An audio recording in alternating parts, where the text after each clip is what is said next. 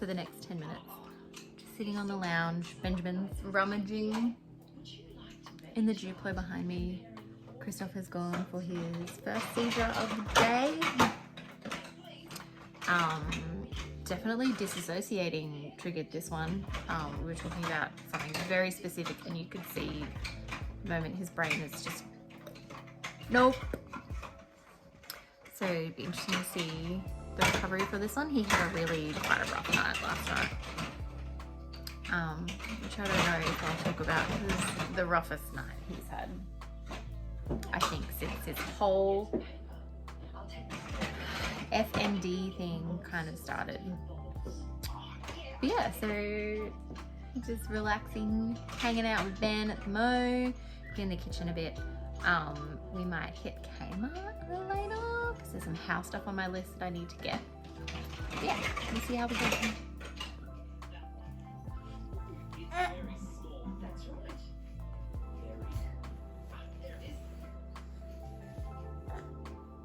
You got it, you got it, you got it. Maybe not.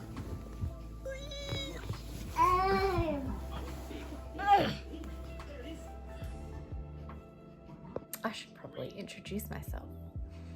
I'm Erin. I'm 31 years old, quite recently.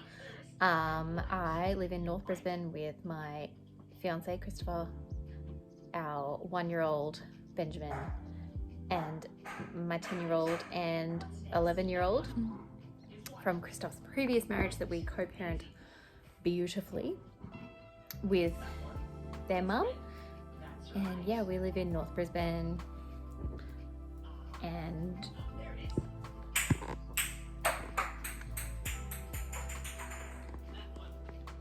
my partner Christoph has recently been diagnosed with epilepsy and functional neurological disorder, or FND. So we're navigating that at the moment, along with all the other aspects of life. I was going to apologize for my appearance because I look like a bit of a mess, but to be honest, I look like this most of the time. And this is likely what I will look like every time you see me, so high five.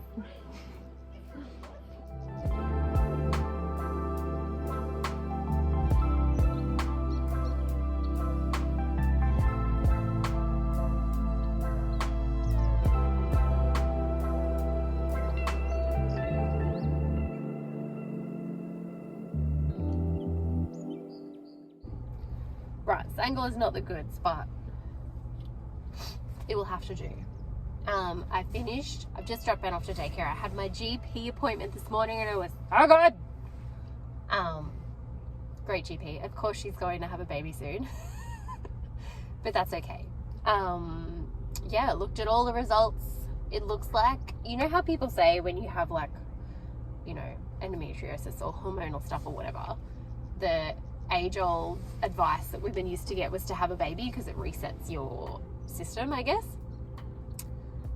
I don't know if that's true or not, but because we were looking at my blood test results and my scan results, and she's like, yeah, there's not a lot of evidence. She's like, in this scan, it looks like you're about to ovulate. So high five, all my bloods were good, but we just don't know how much of that is maybe because there's like evidence when you have polycystic ovaries. So I'm told that if you lose 10% of your body weight, it kind of kickstarts your ovaries, I guess. So yeah, that's essentially the treatment at the moment, is lose weight, because then it tends to kick you into ovulation and that kind of sorts out a bunch of the other stuff.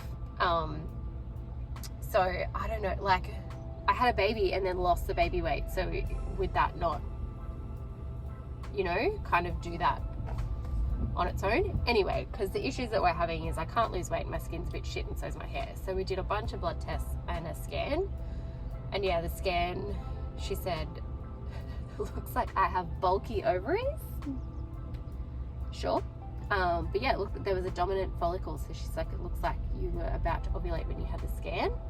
And then my bloods are all good. My testosterone was a bit weird, but I mean, it's always a bit weird.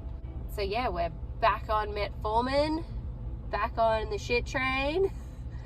but she did give me some other options. It was really good. She's very like, we can do this, or if you don't like that, we can try that, and come back if it's not working and we'll try this. And yeah, lots of different options. We talked about contraception options as well, which is really good, and she told me about some that I had never heard of, so that's a high five. And yeah, we'll see how we go. We're going to get back into the gym. My nose has decided to not function very well, so I don't know if I'll make it into the gym today, but we'll see. We're going to get back in the gym. We're going to start shifting steel again, which tends to work better than just walking and running and stuff, for me anyway. So yeah, we're going to go get strong, sort this body out, back on the supplements. Fine. I mean, sorry for iron and zinc, because they're a bit poo. My vitamin D is always a bit poo, and we'll see how we bloody go. Right. We're on the way to get Ben. I don't know how well this is going to go, the tripod situation, but that's okay. How do people vlog when they drive? I don't know, man. Yeah, just off to get Benjamin from daycare. Pick up the little squishy boy. Not take out. Oh, there we go. And then come home and make some dinner. But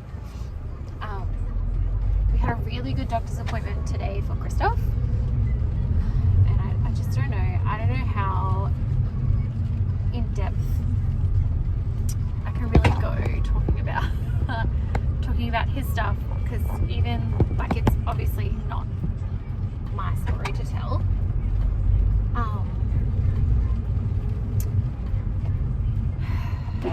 And even to tell like the stuff that affects me, you kind of, I don't know, can't without like, talking about his stuff, and I don't know how comfortable I feel sharing stuff on behalf of him. He's quite a private person, but suffice it to say,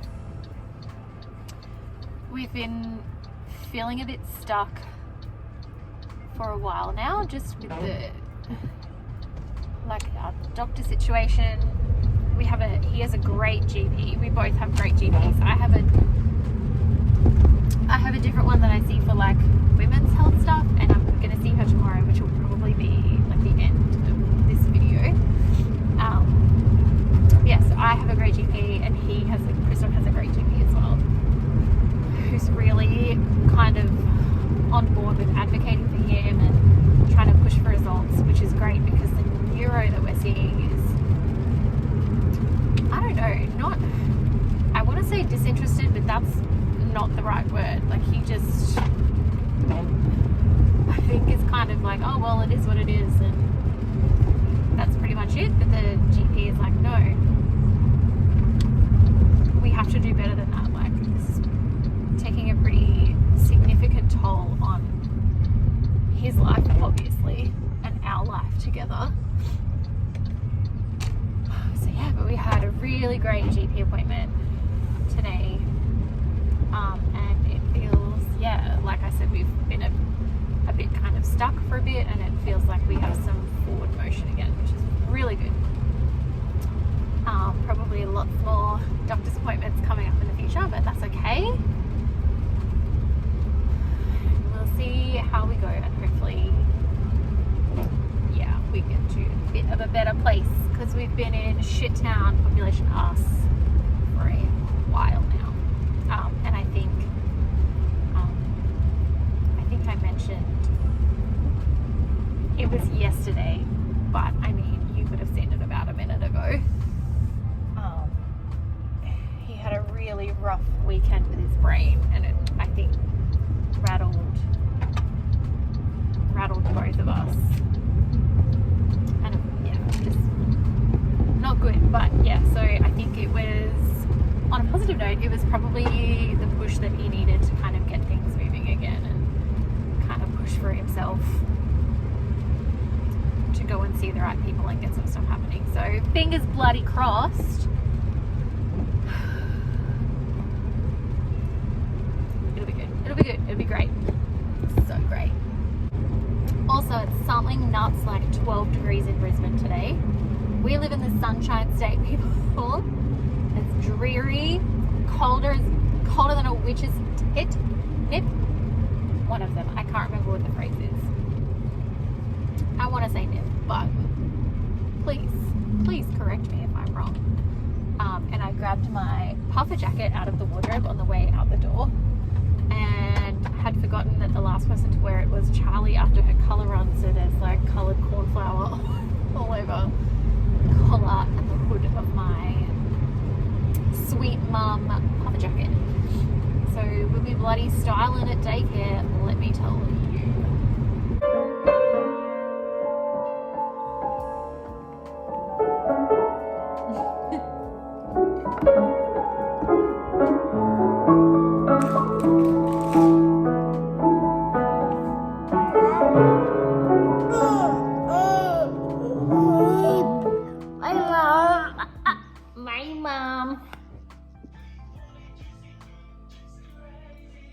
We've been on the verge of cutting down to one nap for a while now, and he's done it a couple of times. And I think we might be on one nap day. Hey bro, we're a bit snoozy.